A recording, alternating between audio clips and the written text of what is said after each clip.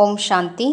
VK. Surajbhai அவர்களின் தாரணை வகுப்பு ஜனவரி 12, 2025.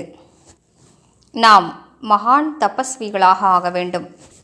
முழுமையான ஃபரிஷ்தா ஆவதே நமது லட்சியமாகும். இது நமது அழகான டிகிரியாகும். இன்று நாம் நமது முன்னிலையில் நாலாபுறங்களிலும் நமது அழகான ஃபரிஷ்தா சொரூபத்தை காண்போம். என் முன்னிலையில் சிறிது தூரத்தில் எனது சம்பூரண ஃபரிஷ்தா சுரூபம் நின்று கொண்டிருக்கிறது. அந்த ஃபரிஷ்தா நிரந்தர யோக நிலையில் இருக்கிறார். டபுள் லைட்டாக இருக்கிறார். அவரிடமிருந்து நாலாபுறங்களிலும் கிரணங்கள் பரவிக்கொண்டே இருக்கின்றன. பிரகாசமான கிரணங்கள், மிகுந்த தெய்வீகமான சொரூபம். எனவே முழுமையான ஃபரிஷ்தா ஆவதற்காக நாம் முழுவதுமாக தூய்மையாக வேண்டும். மேலும் அனைத்து குணங்களாலும் தன்னைத்தான் நிரப்பிக்கொள்ள வேண்டும். அந்த குணங்கள் மீதும் நாம் கவனம் செலுத்துவோம்.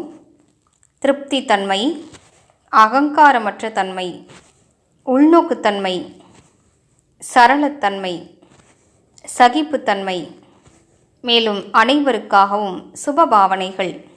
தூய்மை தன்மையோ மூலமானதாகும்.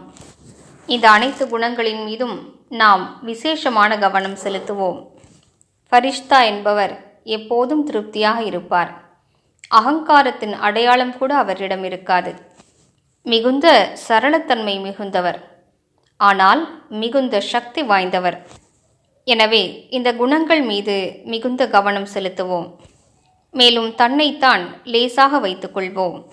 லேசான தன்மையின் கூடவே தூய்மை தன்மை, அது ஃபரிஷ்தாவின் முதன்மையான குணமாகும். இதில் முக்கியமாக கவனம் செலுத்துவோம். பயிற்சி செய்வோம். நான் இந்த உடலில் அவதரித்த ஃபரிஷ்தா ஆவேன். இந்த உலகில் நான் அவதாரம் எடுத்திருக்கிறேன்.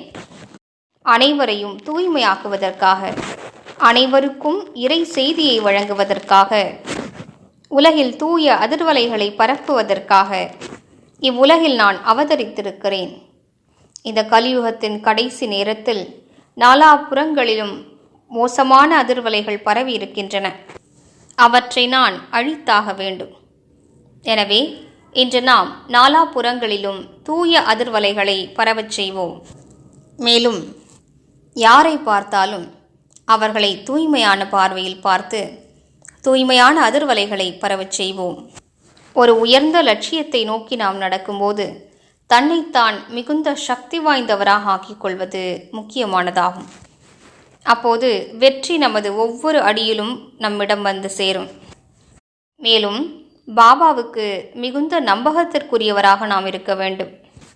அதன் மூலம் அவரது சக்தி வாய்ந்த அதிர்வலைகள் நமக்கு கிடைத்து கொண்டே இருக்கும். அவரது உதவி நமக்கு கிடைத்து கொண்டிருக்கும். யார் பாபாவிடம் நம்பகத்திற்குரியவர்களாக இருக்கிறார்களோ அவர்கள் அவரது பார்வையிலேயே இருக்கிறார்கள்.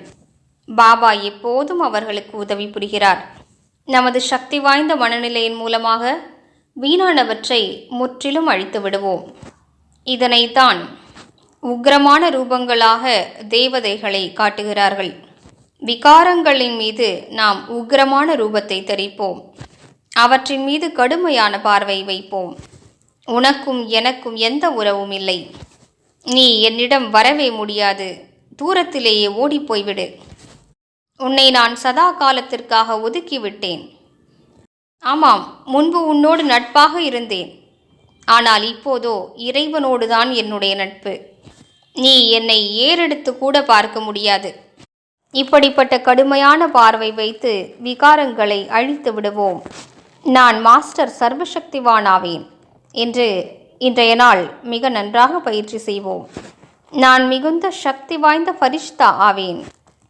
தளர்வான ஃபரிஷ்தா அல்ல, மிகுந்த சக்திசாலி, பாபாவுக்கு சமமான சக்தி வாய்ந்த ஃபரிஷ்தா. எனது அதிர்வலைகளே அனைவருக்கும் நன்மை செய்யக்கூடியவையாகும். எனவே இந்த ஈடுபாடோடு இன்றைய நாள் தன்னைத்தான் நடந்து திரியக்கூடிய லைட் ஹவுஸ் மைட் ஹவுஸ் ஃபரிஷ்தாவாக அனுபவம் செய்வோம். தண்ணீர் அருந்தும்போது 2 முறைகளாவது நான் ஃபரிஷ்தா ஆவேன் என்று நினைவு செய்வோம். உணவருந்தும் போது 10 முறைகள் நினைவு செய்வோம். நான் லைட் ஹவுஸ் மைட் ஹவுஸ் ஃபரிஷ்தா வகுப்பில் அமர்ந்திருக்கும் போதும் ஃபரிஷ்தாவாகிய நான் முரளி கேட்டுக்கொண்டிருக்கிறேன்.